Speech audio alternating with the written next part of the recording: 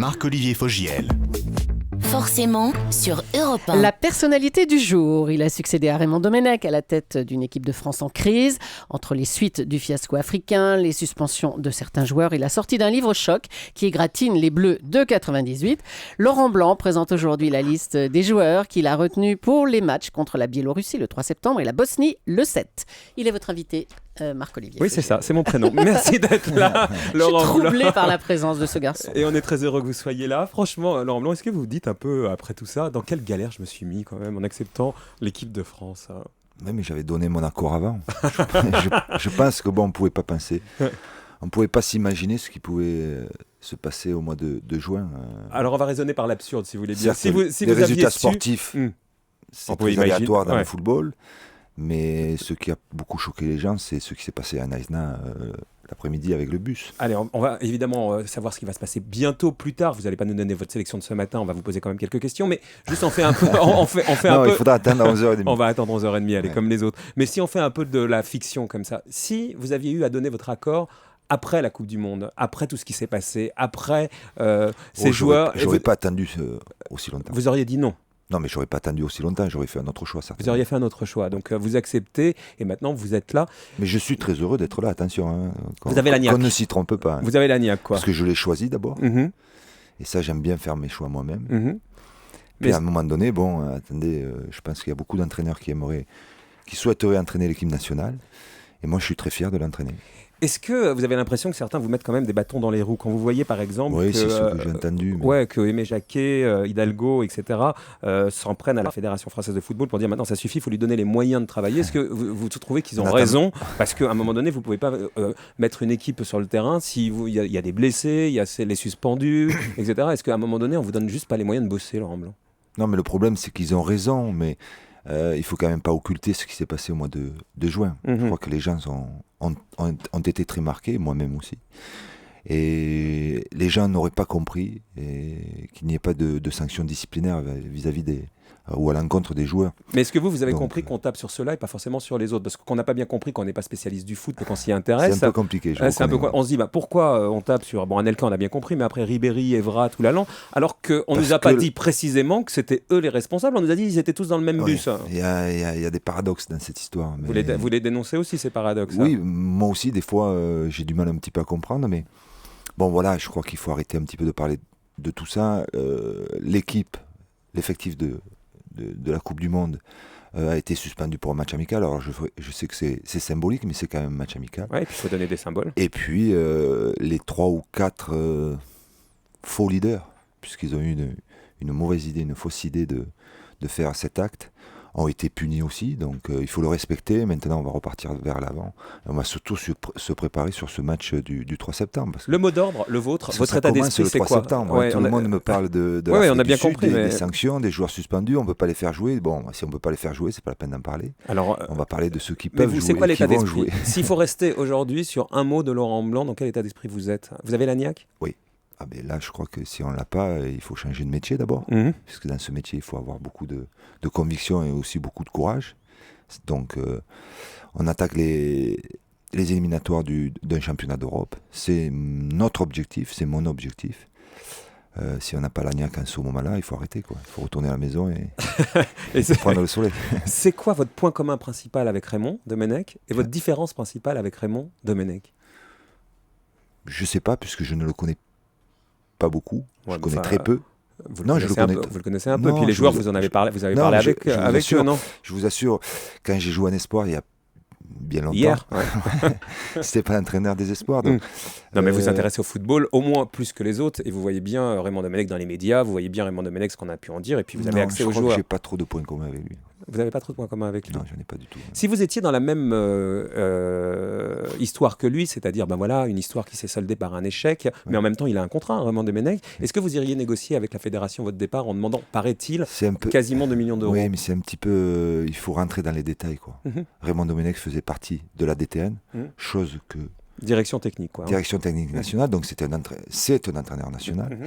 Donc il a été promu sélectionneur, donc son contrat de sélectionneur a pris fin au mois de juin. Et maintenant, vous vous débarrassez de lui pour le reste. Mais son contrat d'entraîneur national continue. Donc voilà, déjà il y a une grosse différence avec moi, puisque moi je ne viens pas de la DTN. J'ai signé 2 ans. Si je réussis, peut-être je continuerai. Si je ne réussis pas, donc c'est votre seule affectation. Est-ce que vous avez des choses à apprendre, vous diriez, Laurent, de Raymond Domenech? Est-ce que vous avez envie d'échanger avec lui? Parce que d'un coup, on a focalisé sur lui, sur le thème, c'est horrible ce qu'il a fait, tout ce qu'on sait. Ouais. Mais peut-être qu'il a une expérience à vous transmettre. Est-ce que vous avez envie d'échanger avec Raymond Domenech? Alors là, c'est un long blanc, ça. Non, mais le problème, c'est qu'on n'a jamais échangé quand il était en poste. Pourquoi j'échangerais avec lui maintenant qu'il ne l'est plus? Parce que vous êtes en poste maintenant et que vous n'étiez pas avant, donc il pouvait estimer qu'il avait pas... Sincèrement, moi, je vais beaucoup échanger avec les entraîneurs de club parce que je pense que c'est indispensable. Maintenant, si je rencontre Raymond Domenech, je lui parlerai de football. La seule fois que je l'ai rencontré, j'ai parlé de football et j'ai plutôt trouvé ça agréable. Mais l'occasion s'est présentée qu'une seule fois. Et vous n'allez pas la solliciter. Et avec Aimé Jacquet, que vous connaissez beaucoup mieux, est-ce que vous avez envie d'appeler Aimé? On me dit qu'il est en train de faire la route de Compostelle là, en ce moment. Est-ce que vous avez envie d'appeler Aimé pour lui dire... Mais pourquoi vous voulez que j'appelle tout le monde? Vous savez, parce qu'on peut se nourrir des expériences des autres. Non, mais d'accord, à l'occasion. À l'occasion, oui. À l'occasion, si je rencontre, et j'ai l'occasion de rencontrer Aimé Jacquet, j'ai l'occasion de rencontrer Michel Hidalgo, et éventuellement, je peux même les inviter à manger une fois pour échanger. Ouais. Mais c'est tout, quoi. Vous appelez tout le monde, vous appelez avant d'arriver ici, j'appelle. Même de temps en temps pendant l'antenne. Pour connaître la maison, pour être bien sûr pas me planter. L'endroit, pour connaître la maison. Pour savoir les erreurs que d'autres ont fait pour ne pas les commettre, ou alors pour savoir ce sur quoi je dois m'appuyer pour essayer d'être dans le prolongement de ce qui a été fait. J'irai même plus loin, étant donné que j'ai pas d'expérience au niveau de la sélection, je peux même appeler le sélectionneur de l'équipe de volley, le sélectionneur de l'équipe de handball. Appeler les nageurs. Vous avez vu, c'est les nageurs qu'il faut appeler en ce moment, Laurent. Vous rigolez, mais j'aimerais bien le faire parce que passer une après-midi avec Claude Onesta ou Philippe Blain, on les a reçus ici, ça vaut le coup. Est-ce que vous, la génération de footballeurs que vous représentez, vous sentez en décalage par rapport aux footballeurs qui sont aujourd'hui sur le terrain et vous voulez leur donner quelques valeurs que vous aviez qui n'ont plus? Oui, effectivement, il y aurait des choses à faire à ce niveau-là, mais vous savez, le football, c'est que la représentation de la société. Donc, les jeunes joueurs actuellement, effectivement, sont un petit peu dans une direction qui ne me plaît pas. Dans une bulle? Entre autres.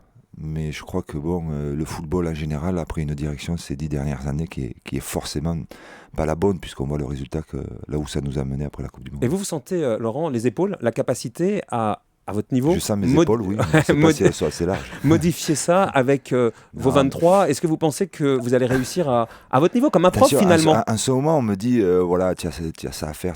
Moi, j'ai qu'une chose à faire, c'est de qualifier l'équipe de France. Oui, mais pour ça, c'est peut-être avec un état d'esprit. Donc, c'est un prof, quoi. C'est comme un prof état d'esprit, mais surtout avec de la qualité. Parce que je pense que même s'il faut un état d'esprit dans une équipe collective, c'est indispensable.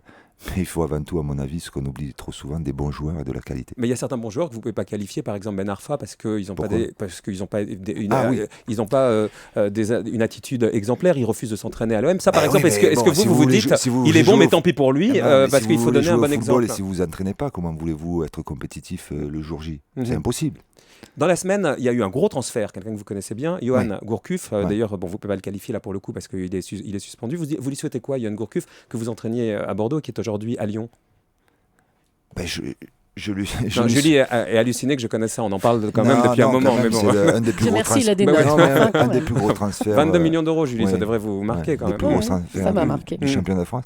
Je crois que Lyon a fait un bon choix. Parce que c'est un jeune joueur certes, mais avec une marge de progression intéressante. Ouais. Puis il a prouvé que il était capable de prendre la direction d'une équipe, et je pense que si Lyon l'a pris, c'est dans ce sens-là. On vous souhaite quoi? De rester au moins 2 ans? Tout le monde me dit je vous souhaite bon courage. Ouais, ça c'est un peu banal. On essaye d'être un peu originaux, mais ça ne marche pas toujours. Rester au moins 2 ans? Alors là, vous êtes pessimiste. Et vous, si vous voulez rester combien de temps, a priori? Je vous l'ai dit, si j'arrive à atteindre l'objectif qui est le mien et qui est le nôtre, qui est celui du football français de se qualifier pour le championnat d'Europe 2012 en Ukraine et en Pologne, on verra éventuellement si on peut continuer l'aventure. Sinon, je sais comment ça va se terminer et je m'en irai. Merci Laurent Blanc, tout à l'heure donc 11h30. 11h30 tout à l'heure, c'est ça, la liste des 23. Ne soyez pas en retard. On sera là, on vous écoutera sur Europe 1, évidemment, bien entendu, comme vous allez écouter dans un instant, Nicolas Canteloup en best-of. Merci Laurent, mais écoutez, à partir de la semaine prochaine, à mon avis, il aura votre voix à la perfection, Nicolas Canteloup.